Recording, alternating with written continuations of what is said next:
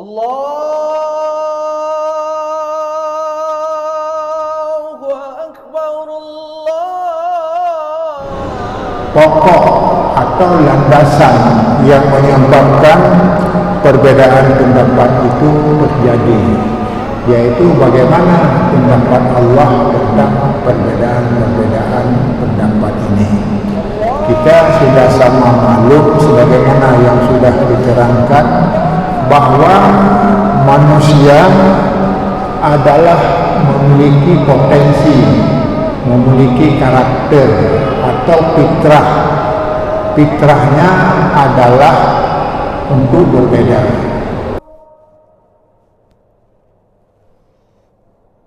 Asyhadu an la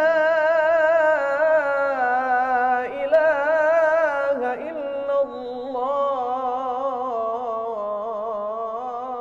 Assalamualaikum warahmatullahi wabarakatuh.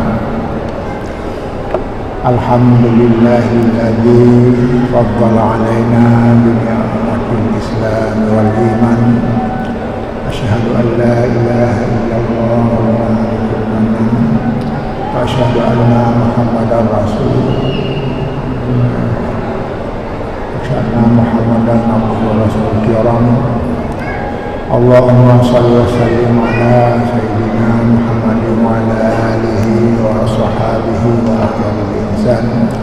Wa ya ayyuhal ikhwan isbiru wa sabiru wa rabitu la'allakum tuflihuna fi sa'iri zaman. Jamaah yang dirahmati Allah, pada malam hari ini kita melanjutkan pengajian kita, lanjutan dari apa yang telah kita sampaikan, yang judul namanya adalah masalah perbedaan pendapat. Kajian kita tentang ini, kita ingin mengoreksi, mendalami kenapa ada perbedaan pendapat di dalam Islam, bagaimana pandangan Allah terhadap perbedaan pendapat, bagaimana pendapat para ulama serta masyarakat yang masalah ini sudah sangat berkembang dari dahulu sampai sekarang. Kajian kita tidak ingin menerangkan ini yang benar, itu yang salah dalam perbedaan pendapat, tetapi kita ingin mengkaji latar belakang perbedaan pendapat, baik berhubungan dengan kondisi umum, penjelasan umum, atau khusus yang berhubungan dengan bidang agama. Ini tujuannya supaya kita semua apa yang kita hadapi dalam hal berbeda pendapat sudah ada pegangan, sudah ada pedoman. Sekurang-kurangnya ketika kita mendengar perbedaan pendapat sudah mampu meletakkan pada tempatnya masing-masing, karena kita sudah tahu latar belakang perbedaan pendapat yang terjadi di antara kita semua. Jamaah yang berbahagia, yang pertama tentu saja kita sudah menguraikan pada topik pengajian yang lalu tentang pokok atau landasan yang menyebabkan perbedaan pendapat itu terjadi, yaitu bagaimana pendapat Allah tentang perbedaan pendapat ini. Kita sudah sama maklum sebagaimana yang sudah diterangkan bahwa manusia adalah memiliki potensi, memiliki karakter atau fitrah. Fitrahnya adalah untuk berbeda.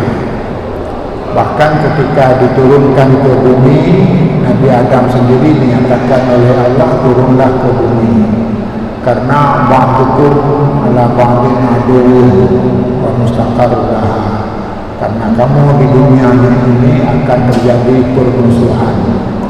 Kemudian di dalam ayat yang menyatakan tentang menciptakan, mewujudkan seorang khalifah, bahwa manusia diberi mandat khalifah, kita juga sudah tahu sama maklum bahwa malaikat seperti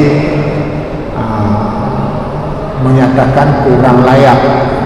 Karena apa? Karena sifat daripada manusia itu yang dinyatakan di dalam Al-Quran oleh Allah Subhanahu wa Ta'ala, yaitu yusbiduna fil ardh, orang yang membuat kerusakan, wa yasfiku dima, dan juga orang yang bertumpah darah.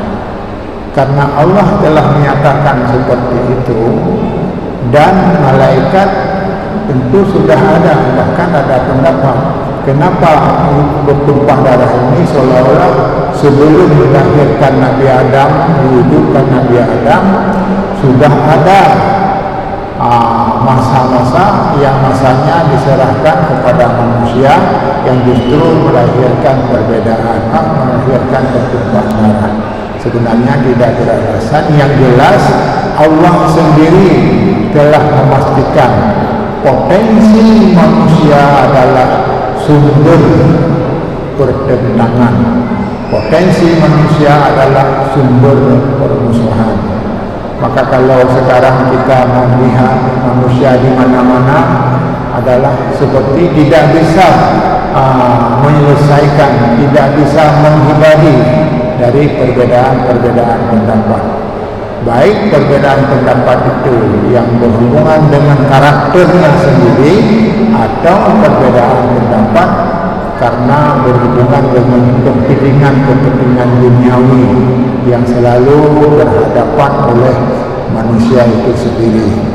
Maka dengan demikian tentu saja kita sudah paham dari pengajian pertama, paham bahwa manusia itu memiliki potensi awal.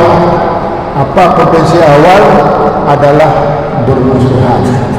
Kenapa? Karena Allah telah menyatakan ini, dan tidak ada yang bisa menolak kehendak Allah. Kalau Allah menyatakan sifat manusia seperti itu, tidak bisa dielak. Hanya saja Allah membimbing kita menghadapi perbedaan-perbedaan pendapat itu untuk kembali kepada jalan Allah yang telah dianugerahkan kepada Nabi kita Muhammad untuk menyampaikannya. Jadi dengan demikian kemarin sudah kita simpulkan yang pertama, faktor manusia memiliki potensi ini adalah karena unsur diciptakan manusia adalah nafsu, ada nafsunya. Maka setiap ada nafsu, binatang sendiri ada nafsu, maka akibatnya adalah manusia ingin memenuhi kehendak nafsu. Demikian pula kepada malaikat yang justru diberi akal oleh Allah, dan akallah yang menentukan kebijakannya. Maka malaikat itu sendiri, karena dia itu adalah orang yang paling suci, yang menurunkan kesulak, orang yang memujikannya, memujikan Allah. Maka karenanya bisa dikatakan malaikat tidak pernah berbuat dosa. Kenapa? Ya'maluna ma yu'marun, karena mengerjakan apa yang diperintahkan oleh Allah Subhanahu wa Ta'ala. Kemudian pada malam hari ini kita beranjak lebih lanjut. Ini kalau secara umum perbedaan itu terjadi karena watak manusia. Dan untuk apa hal ini terjadi? Untuk apa ini terjadi? Inilah namanya Allah alladzi khalaqal mauta wal hayata liyabluwakum ayyukum ahsanu amala. Allah menciptakan manusia ada hidup, ada mati. Tujuannya adalah untuk mencoba man ahsanu amala, siapa yang berhasil dalam hidup ini. Jadi dengan demikian Allah menciptakan kita dari tiada kepada ada, tujuannya untuk dicoba apakah ia berhasil dalam hidup ini atau tidak. Kalau berhasil, dia di dunia akan mendapat kebahagiaan, dan di akhirat akan lebih-lebih lagi akan mendapat masa-masa yang cukup lama menikmati nikmat Allah yang tidak pernah diberikan di masa dunia, tidak pernah dirasa oleh mulut, tidak pernah didengar oleh telinga, bahkan tidak ada tergerus pikirannya keindahan nikmat-nikmat yang akan diberikan oleh Allah ketika berhadapan pada negeri kedua, yaitu negeri akhirat. Jamaah yang berbahagia, maka pada hari ini mulailah kembali kepada perbedaan dari segi agama. Kalau dulu secara umum watak manusia memang itu dalam semua hal memang tidak lepas dari profil dasarnya. Tapi bagaimana hubungan dengan manusia dengan agama? Ini ada dua dari agama, yaitu antara penganut agama dan yang kedua orang Islam yang berhadapan dengan ajaran agamanya. Jadi yang pertama tentu saja jamaah yang berbahagia, sudah kita sama memaklumi bahwa manusia di dalam hidup ini tentu ada kesenangan tersendiri. Kullu hizbin bima ladaihim farihun. Maka semua kelompok-kelompok ini, apakah kelompok agama yang ada di dunia ini, ada hobinya masing-masing, dan apa yang ada dirinya itulah kebanggaannya. Maka karenanya walaupun ajaran agama sudah dibawa oleh Nabi secara sempurna dan sudah dibuktikan dengan berbagai mukjizat, akan tetapi manusia belum tunduk sepenuhnya. Kenapa belum tunduk sebagaimana yang diharapkan oleh Allah Subhanahu wa taala? Maka karena masing-masing ada keinginan. Karena keinginannya lebih-lebih sudah kita terangkan, kita tidak sendirian. Kita memang ingin menuju pada jalan yang lurus, tetapi sebaliknya syaitan justru hidupnya berjuang untuk mengacaukan, untuk membujuk manusia supaya menjadi temannya nanti kelak di neraka. Maka tugas syaitan itu adalah membuat permusuhan, amara bisu, jadi membuat permusuhan. Bahkan tugas pokok saya membaca ketika bertugas di mahkamah, jadi ada penceramah yang mengatakan perceraian itu susah dibendung. Kenapa? Karena tugas utama dari syaitan itu memisahkan antara orang suami istri, memisahkan antara suami istri, ribut di sana dan sebagainya. Maka karenanya kalau kita sekarang melihat ada keributan keluarga, itu memang tidak lain di antaranya adalah karena ajakan dari syaitan itu sendiri. Bahkan ada kejadian ketika ada seorang wanita, ada seorang keluarga yang datang kepada Umar, yang kata Umar itu memberi nasihat karena dia ribut dalam rumah tangga. Maka ternyata waktu datang ke rumah, Umar pun sedang berbeda pendapat dengan istrinya. Jadi karena berbeda pendapat, mungkin ada suara yang sedikit keras dan sebagainya, orang itu pulang. Untuk apa kita datang? Sedangkan Umar sendiri ribut dalam rumah tangga. Maka Umar menjawab, memang ada. Setiap ribut bukan semuanya buruk, tetapi adalah untuk meluruskan sesuatu yang tidak baik. Intinya jamaah yang berbahagia, maka dalam hubungan dengan agama ini tidak bisa dihindari. Manusia itu ada keinginan sendiri, ada warisan-warisan masa lalu, ada warisan dari nenek moyangnya tentang pegangan dengan agama. Bahkan bahkan ada orang-orang yang beragama. Ini paling susah saya mendengar waktu di Manado tentang sikap orang Hindu, ya, orang Hindu tentang penilaian dengan agamanya. Mereka sangat yakin kepada alamnya sendiri yang telah diamalkan, bahkan dia merasa senang dengan berpegang kepada menurut agamanya itu sendiri. Maka karenanya hubungan dengan agama sebenarnya bagaimana sikap Allah, sikap agama kita dalam hubungan dengan agama ini yang berbeda-beda. Maka inilah keindahan daripada ajaran kita. Apa keindahan? Tidak ada istilahnya membuat permusuhan, tidak ada istilahnya membuat sifat-sifat ekstrem. Maka ini ada satu sekarang ini yang istilahnya orang Islam itu dituduh ada orang ekstrem dan sebagainya. Ini sebenarnya tidak benar sama sekali.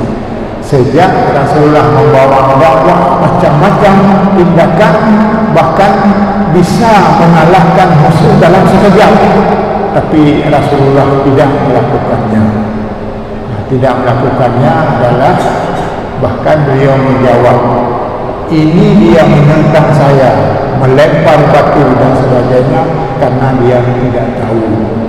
Maka dengan demikian dapat disebutkan prinsip agama kita sangat senang kepada kedamaian, sangat tenang kepada ketenangan. Tidak ada satu pun unsur-unsur yang dalam agama Islam itu mengajak orang untuk berpecah.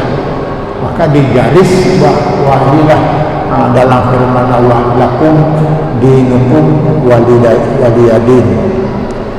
Jadi bagimu agamamu, bagi kami agama kami. Dengan demikian apa artinya? Islam sangat menjaga keharmonisan sesama. Keharmonisan sesama, maka disebutlah dengan saudara manusia. Akhul basyariah, yaitu saudara sesama manusia. Kita dalam hidup ini ada orang beragama lain, itu jangan dianggap musuh. Kenapa tidak dianggap musuh? Karena tidak dikehendaki agama itu menjadi musuh. Hanya saja kita tidak cocok dengan cara dia. Maka inilah dari ayat disebutkan, dan inilah yang diterapkan oleh Sayyidina Ali ketika ada satu ketika orang mencaci agama lain yang luar biasa. Maka beliau membaca ayat Al-Quran yang intinya, wala tasubbul ladzina yad'una min dunillahi fayasubbullaha adwan bighairi ilm. Artinya, janganlah kamu mencaci orang-orang yang tidak sejalan dengan agamamu. Jangan dengan kita mencaci dari agama. Karena apa? Fayasubbullaha adwan bighairi ilm. Karena nanti akan dibalas oleh orang itu mencaci agama kita, sedangkan kita mencacinya berdasarkan alasan, sedangkan mereka aduan ilmu, yaitu melawan tanpa ilmu, mencaci dengan tanpa ilmu. Maka inilah diingatkan. Artinya tidak ada manfaat permusuhan walaupun dengan orang kafir. Hanya saja dalam bidang agama tidak perlu diperturukan, tidak perlu diikuti. Hanya kita pilah-pilah saja, seperti masa sekarang. Masa sekarang ini berapa besok terakhir lusa ini ada Natal, hari Natal. Maka apakah boleh kita mengucapkan hari Natal dan sebagainya? Pada prinsipnya itu bukan masalah lain, hanya saja sikap dari mereka dalam menamakan Natal ada hubungannya dengan akidah. Karena ada hubungan dengan akidah, lebih baik jangan mencampuri, jangan juga kita tentang, jangan peduli saja. Apakah kita ucapkan tidak ucap? Rasulullah tidak pernah memerintahkan untuk mengucapkan. Maka kenapa dianggap dilarang? Ini kalau dalam ilmu mantek disebut begini.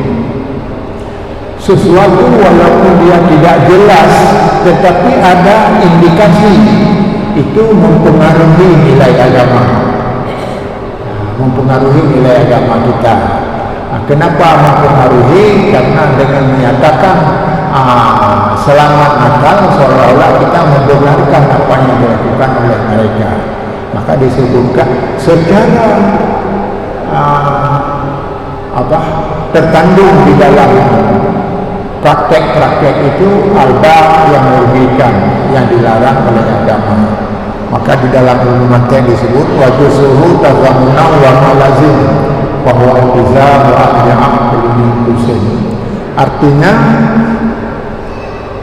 ada satu indikasi. Ada indikasi itu ada yang langsung dipahami, tapi ada yang juga sama-sama, atau dengan istilah tazamun itu dikandung. Dari prakteknya itu dikandung sesuatu yang menyimpang. Kalau sudah dipraktekkan untuk menyimpang, jangan jauhkanlah.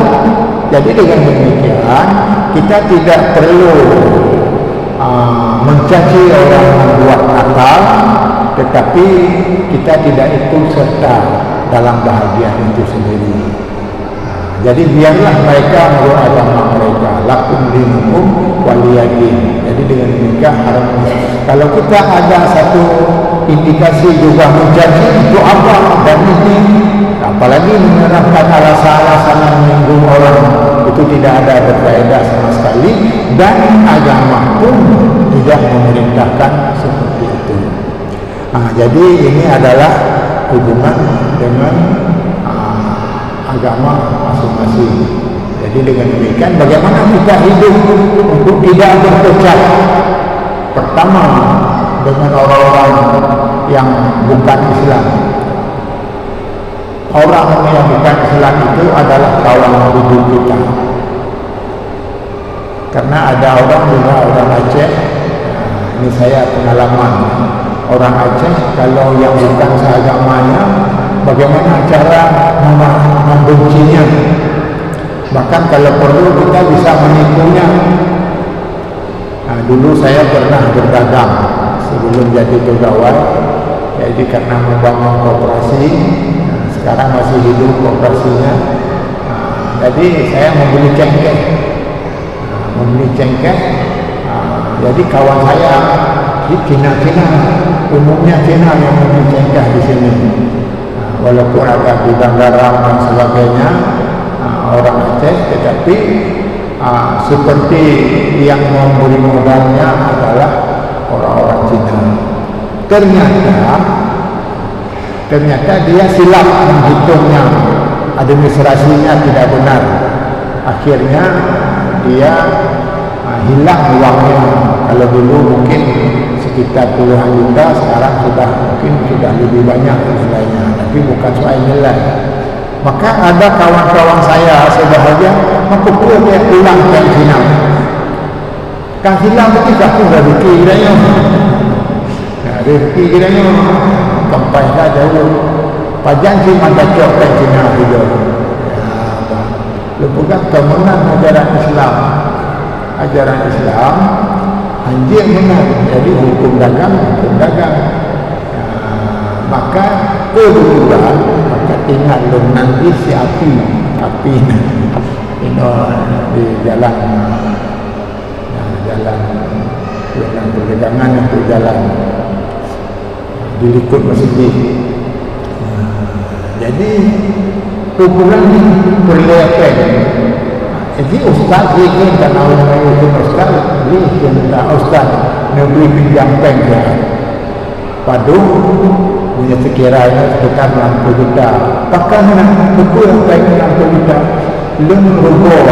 Malah pakai rubuh sampai sekitar 60 juta. Mewasainya untuk merejek nilai dia nak tinggal di padu angka. Sebab nilai cekeh awal lebih kurang. Maka akhirnya yang ada pakar yang jauh ada memang nak tanya si orang tanya sekitarnya, bahkan lebih pengennya maka dikatakan you pajan yang kata kembali dia hana yang ditanyakan kawan pajan dia kembali hana masalah. Oh manggadat ustaznya mengalah dalam bahasa lain. Jadi akhirnya terus waktu 3 minggu dia pulang. Pulangnya man kabin berlayan. Memang macam orang hana ke pulang. Cok ayuna pajan yang bayi dia sudah hana bayi dia yang terhul ni pakai hana bayi tu pasal. Orang Islam bangai madun. Maka dianggap madun ustaz yang hana musuh dagang. Maka dia ya Allah dia periksa tenang dalam perhitungan dengan karyawan orang yang menyebabkan gadah pen sekitar demikian. Nyata kali dia periksa hanya itu pati menang bed panjang ni nyopen draw karena bakal kamu kali periksa betul-betul pendro karena bakal nyaman nyoh nak bayar bukan nak bayar kita bayar pendro jadi sehingga dari ustaz hana ulun lagi ada akhirnya terlepas daripada apapun yang mungkin barangkali strategi dagang kamu koperasi kamu dipercaya, bentul dipercaya, gudang garam dipercaya dan lain-lain. Sehingga ada yang sampai 600 ton kamu lelang karena wadahnya melalui DAP pedagang antar pulau. Intinya bahawa tidak boleh agama kita membawa nafsu, tetapi ikutlah aturan. Lebih-lebih kita memperlihatkan inilah sehingga akibatnya kita akan berhasil. Dan alhamdulillah mudah-mudahan dan sombong budaya sampai orang muda-mudi bahkan ayah karena tokoh-tokoh habis turun ini yang dimanfaatkan oleh anggota. Dan katanya oleh juga adalah hubungannya dengan sikap sesama orang yang bukan agama, bukan musuh. Itu satu. Dan sikap harus saling membantu dan sebagainya. Maka ada beberapa kegiatan lain yang tidak wajar kamu sampaikan. Maka karenanya dalam hubungan dengan penjelasan perbedaan pendapat yang berhubungan dengan agama, ini adalah karena masing-masing menganggap agamanya yang paling benar dan agama yang lain yang salah.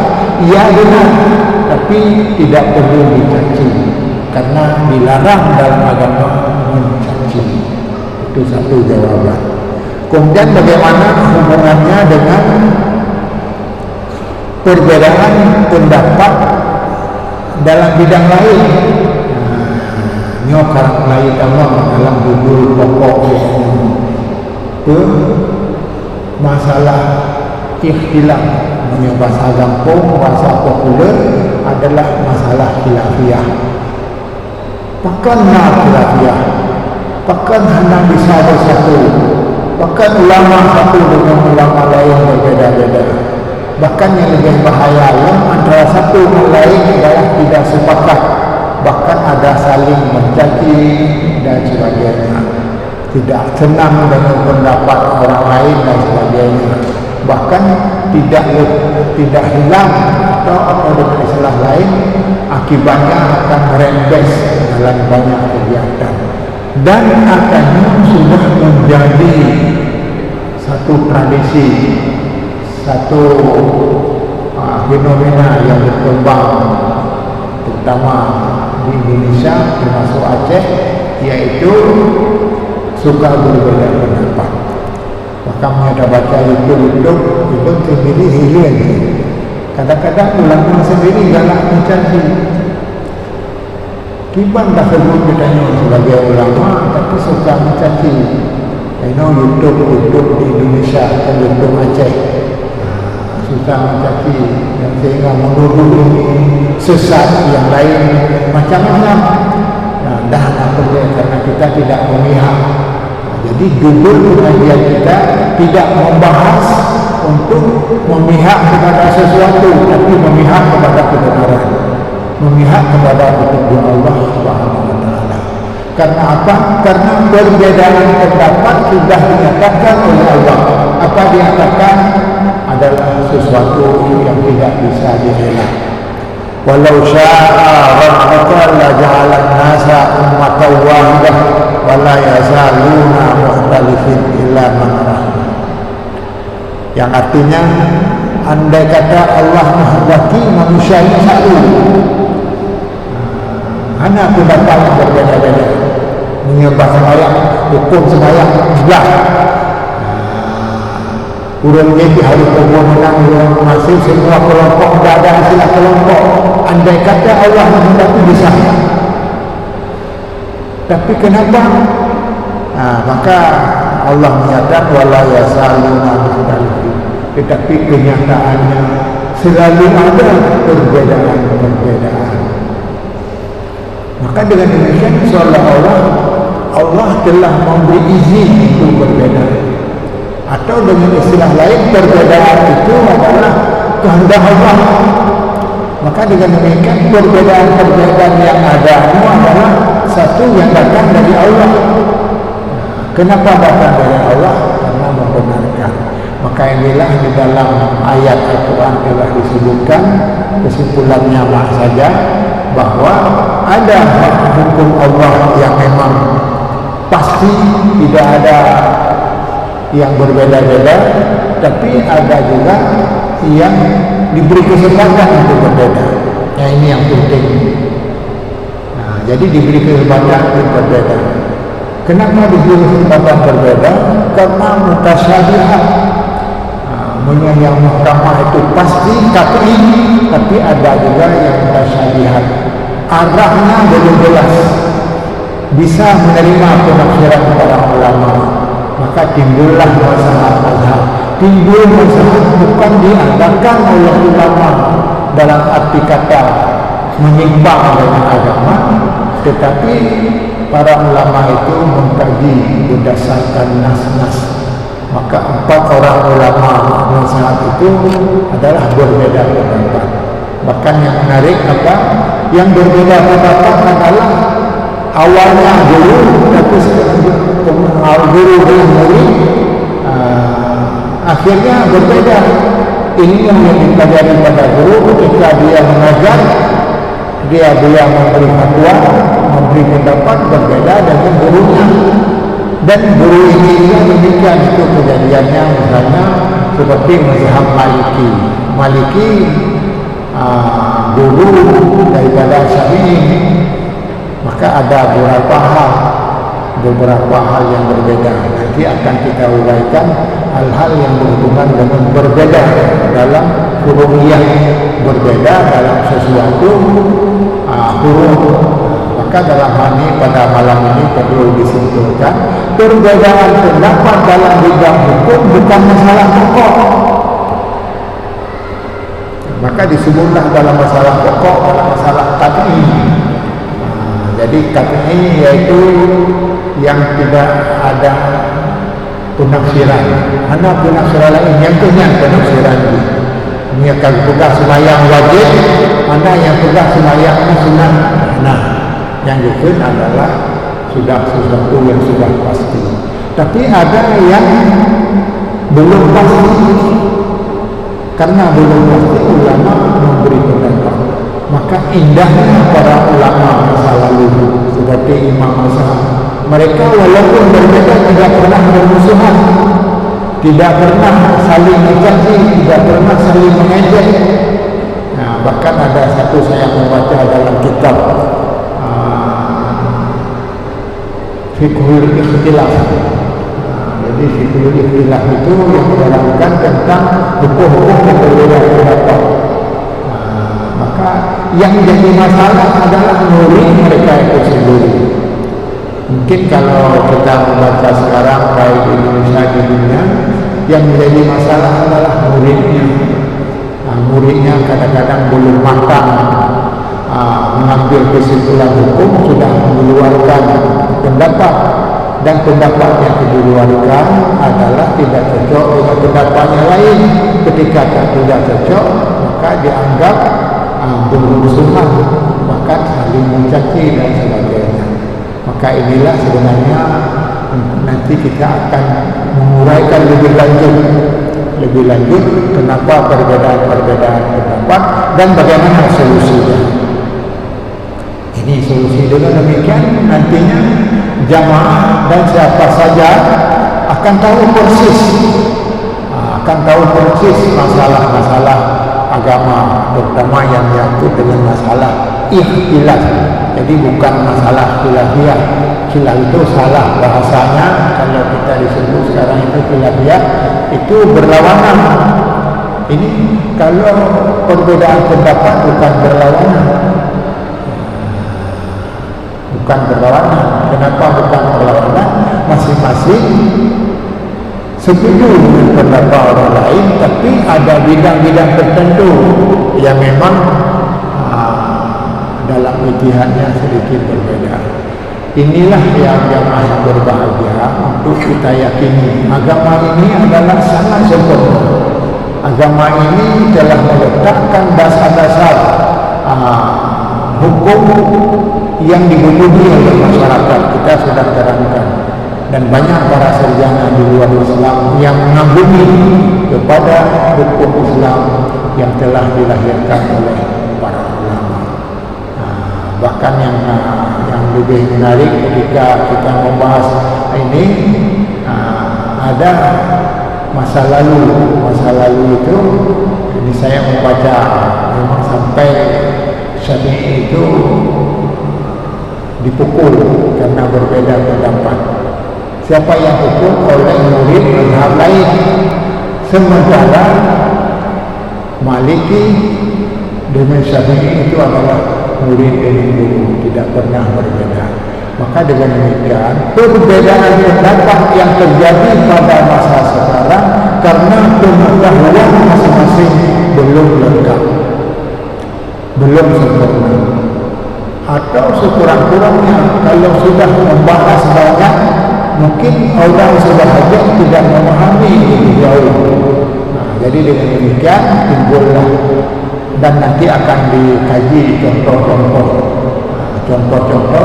perbedaan pendapat yang pada prinsipnya tidak berbeda.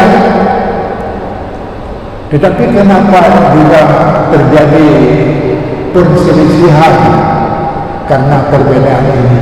Karena tidak menguasai seluruhnya tentang hal perbedaan, atau memang ada perbedaan yang sengaja dijadikan seperti ini karena keadaan seperti itu. Seperti yang mudah saja diingat, batal itu dengan menyentuh perempuan. Ini sudah terjadi. Syafi'i tetap runtuh, sedangkan mazhab lain tidak runtuh, dan sebagainya.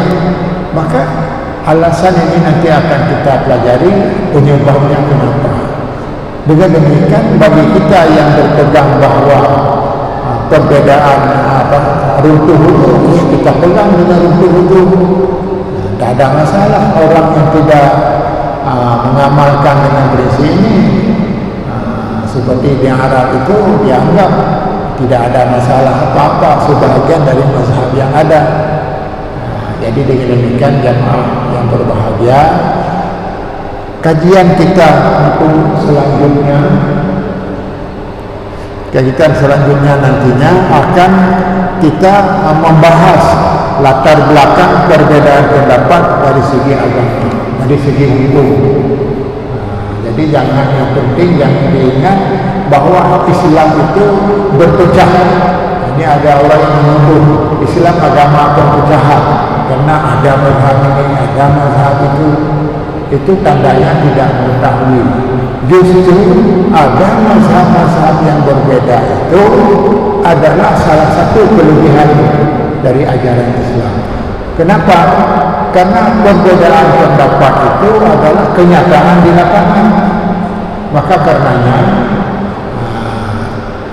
Umar bin Abdul Aziz paling senang dia kepada perbedaan pendapat, karena bisa mengambil pendapat-pendapat yang dikaji oleh para mujtahid itu untuk diamalkan sesuai dengan kebutuhan di lapangan. Barangkali nanti akan kita masuk pada topik-topik yang lebih khusus, yang sehingga nanti ada gambaran jamaah. Karena ini tidak ada perdebatan tanya jawab, para jamaah boleh SMS mengadakan kontak melalui WA yang menerangkan saya belum setuju seperti ini, atau saya belum paham seperti ini, saya berbeda sekali dengan yang saya ketahui, itu bisa. Jadi sehingga kami sendiri bisa belajar lebih lanjut, yang sehingga kita akan menemukan keindahan ajaran kita ini. Akhirnya nanti akan kita mendapat nilai-nilai khusus lebih kalau sudah dimengerti oleh semua pihak. Mengerti semua pihak artinya orang sudah mulai belajar. Jadi insya Allah dengan pengajian dan bukan saja di Mesir Raya, tapi di mana saja akan ada faedahnya. Bahkan sudah saya memegang sebuah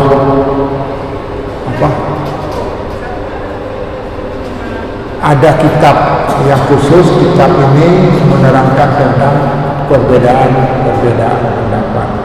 Nanti kita akan mengkaji pada malam Rabu yang akan datang. Wabillahi taufiq wal hidayah. Assalamualaikum warahmatullahi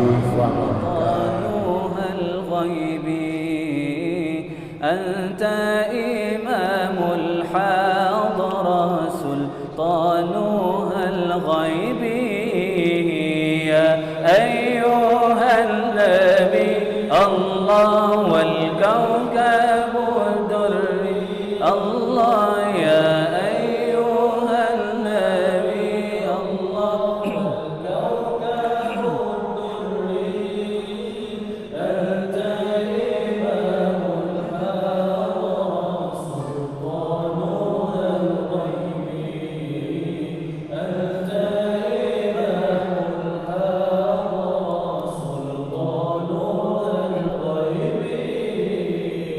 فإني عبد حملي ثقيل فإني عبد حملي ثقيل